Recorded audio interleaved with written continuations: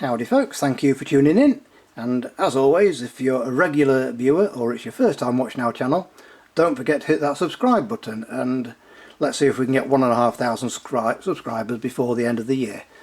So something a little bit different today. I'm going to have a look at a vintage camera lens as opposed to what I normally do, which is binoculars and monoculars, etc.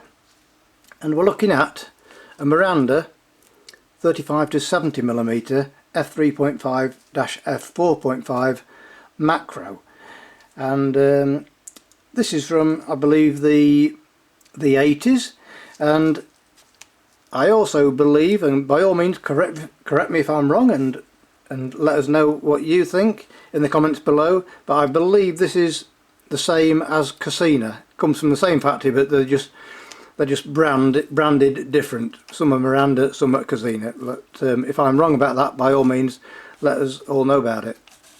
And for a lens getting on for 40 years old or so, it's in very good condition. Just a little bit of internal dust, but that has made no image difference to the image at all.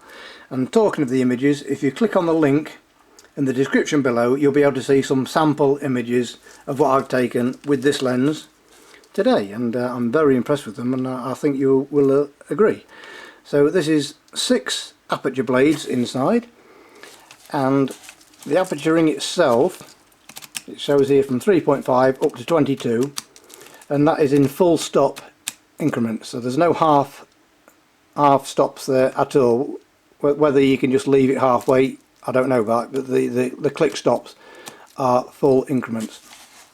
The focuser itself, very, very smooth and easy to use, and the zoom lever here, the zoom wheel, from 35 up to 70, also very smooth. If you listen very carefully, there's a little bit of play in there, but hey, you know, it's a vintage lens, it's nearly 40 years old, you can't complain about that.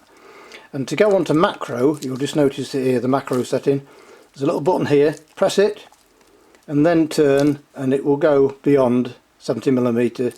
Well, it still stays at 70m, but it goes into macro mode, and that goes down to around about 6 or 7 inches.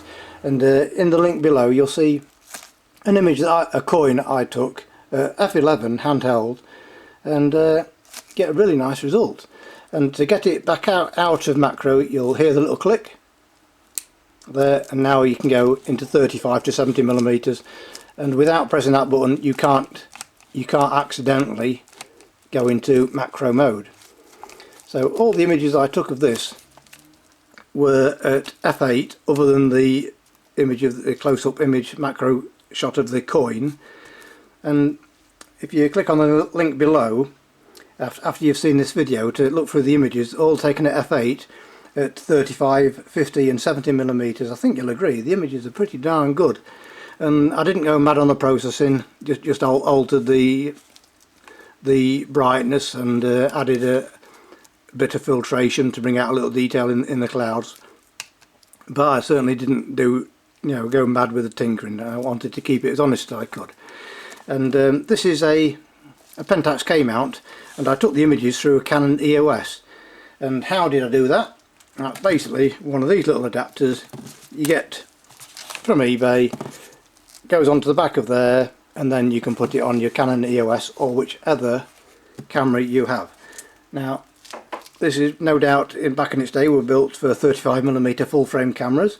So with the Canon EOS, the one that I've got, it's a crop factor, so it won't actually be 35 to 70mm because it's got a crop factor of 1.4 times. It's very similar in size to the Canon, the stock 18 to 55mm lens, but I believe the optical performance of this is better.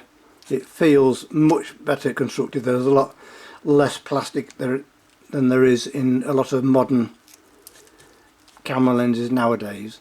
So that's a quick look. Oh, sorry, I'm forgetting, it's a 55mm filter size and multi-coated, made in Japan rather than the usual China. So that's a quick look at the Miranda 35 to 70mm f3.5 f4.5. Very, very nice lens. I can see I'm going to have some fun with this. It's probably if you like taking photographs of architecture, and at 35mm, I'm not sure if that's wide enough an angle. You might be looking at 28 or 24 or less for that, but for just general use like I did today, just going out and about, a little bit of landscape, and looking at a boat on the river. You'll see in the link below what I'm talking about. Yeah, it's a very, very good all-round lens, and I'm sure you can pick these up very cheaply. I was very fortunate, and I was given this by a good friend having a bit of a clear out. So, as always, thank you very much for watching, and don't forget to check out the link below where you'll see the sample images that I took.